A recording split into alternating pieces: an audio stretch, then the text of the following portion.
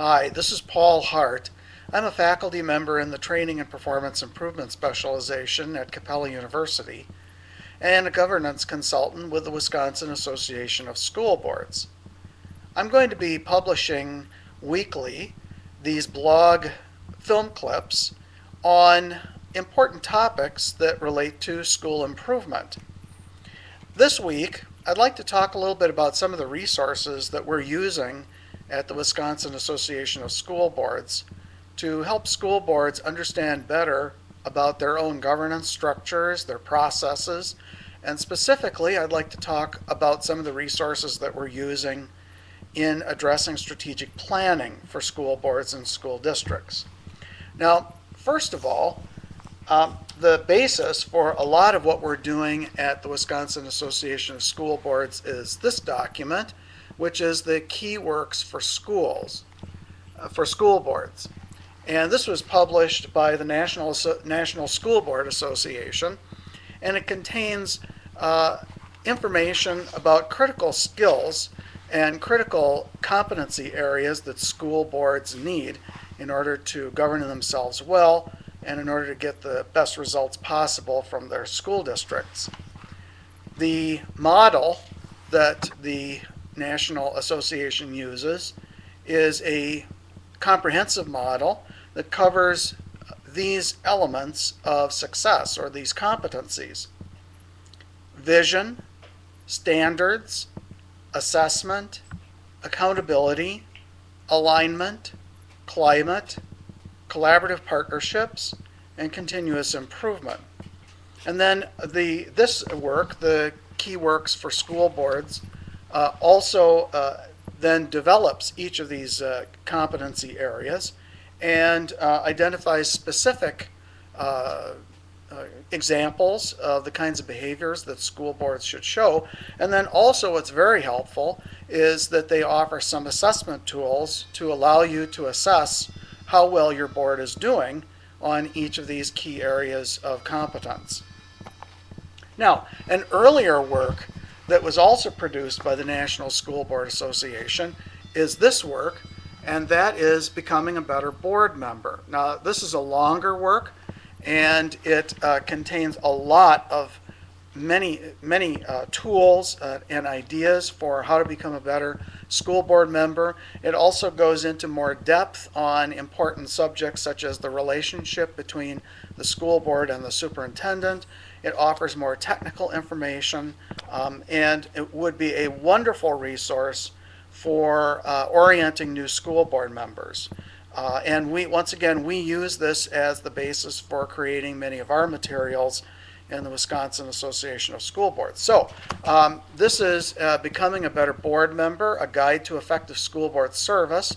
By the way, I'll be posting citations and ISB numbers for all of these books on the blog just immediately next to this little video clip as well. Now, those are a couple of basic overall general resources for addressing really all of the activities that a school board needs to involve itself in. I'd like to speak specifically now about some of the resources that we're using for strategic planning. One resource that I have found to be very helpful in working with nonprofits when they're doing strategic planning is this book, The Nonprofit Strategy Revolution. And this is authored by David LaPiana. David LaPiana has a consulting firm, and he does consulting with nonprofits all over the United States. They have developed a very powerful strategic planning process called real-time strategic planning in a rapid response world. I'm not going to go into a great deal about this. If you want to see more detail about this particular model for strategic planning, take a look at my immediately previous presentation from last week where I compared the real-time strategic planning process from LaPiana with 3 other strategic planning processes, and I'm sure you'll learn more from that. But once again, this is an excellent resource, and of course one of the advantages of the LaPiana approach is that it was specifically developed for nonprofits. Now, a lot of nonprofits and school boards and government agencies want to use strategic planning, and the most common models that are available out there for doing strategic planning are from the business world. And those models are very, very helpful. There's no doubt about it.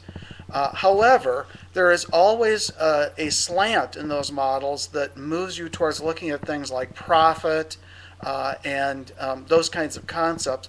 And those are a bit jarring and make the business model perhaps not quite as appropriate for government agencies, school boards, and nonprofits.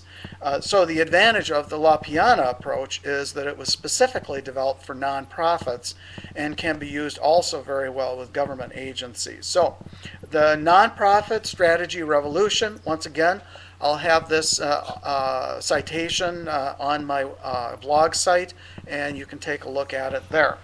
Now, the final resource that I'd like to talk about that I'm finding very exciting is this book here. It's called Strategic Planning for School Improvement by a fellow by the name of Brian Fidler. Now, Brian Fidler is an expert in the area of doing strategic planning for schools from the United Kingdom. And so I want to give you a full disclosure that this book was written by an author from the United Kingdom, and there are a few things in the book that may seem a little bit off as far as American schools. And also, of course, we have the famous, interesting British spellings like color, C-O-L-O-U-R. But let's set aside some of those things and let's really look at what this book is really about. It is an excellent resource, and as I said, I'm finding it very exciting going through this. Fidler has offered what I consider to be one of the best, most rigorous and comprehensive and really in-depth treatments of the whole idea of strategic planning for schools that I've seen out in the literature yet. And also, he offers some case studies in the book of where some of these ideas have been actually used in school. So, of course, that's a real plus, because we don't want to just look at ideas that were created by some academics and not really considered who didn't really consider what's going on out in, quote, the real world.